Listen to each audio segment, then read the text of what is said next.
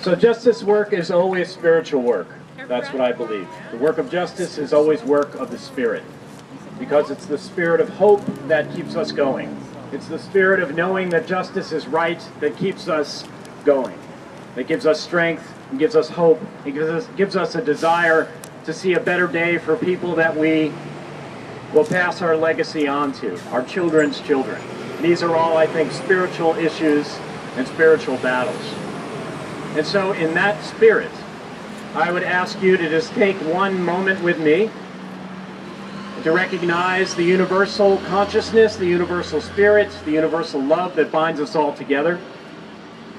Workers of the world who are united in this spirit, let us take one moment to just think of them, think of all workers who are exploited, abused, underpaid, overworked, taken advantage of in any way, whether they are in this city, in this state, in this country, or throughout the world. Please take a moment with me to think of them as we break this fast.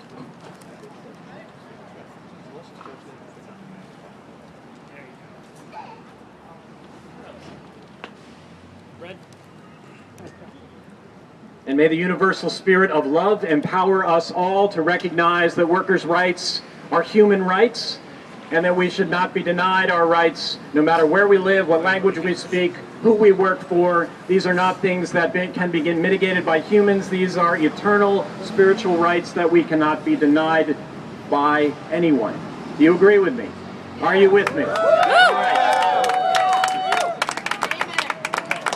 Okay, so I'm a Baptist, and I want to tell you about another Baptist who you may not have heard of, although you have repeated his words a million times in your life, most likely last time when you were at a public assembly. The Pledge of Allegiance, minus the phrase "under God" and minus the phrase about the republic for which it stands, wrote the Pledge of Allegiance. Francis Bellamy is his name, and he was a Baptist and a socialist. And he's from Mount Morris, New York, just a little ways from here. And in 1892, think about this, 1892, he included the final phrase of the pledge, which says liberty and justice for all. For some? All. For a few? All. For the 1%? All. For? All. That's right, for all. 1892, this dude thought it was appropriate for the country to repeat, children in particular, to repeat liberty and justice for all. So over 100 years later, we are still hoping that it will be liberty and justice for all, aren't we? We are still working for liberty and justice for all, aren't we? And we still believe in liberty and justice for all, don't we? So where is the disconnect between what we say and believe as a people and what is reality? Why does the disconnect exist? Why do we stand for it? Well, those of you who are here today with me don't stand for it, do we? We stand for justice. We stand for peace. And we stand for a living wage.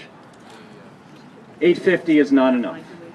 A living wage is what workers deserve in this state so that they can feed their families, pay their rent, and have money for roses as well. Are you with me? Yes. Liberty and justice for some? All. Liberty and justice for the few? All. Liberty and justice for the 1%? All. Liberty and justice for you? All. Liberty and justice for me? All. Liberty and justice for all. So be it. Liberty and justice for all.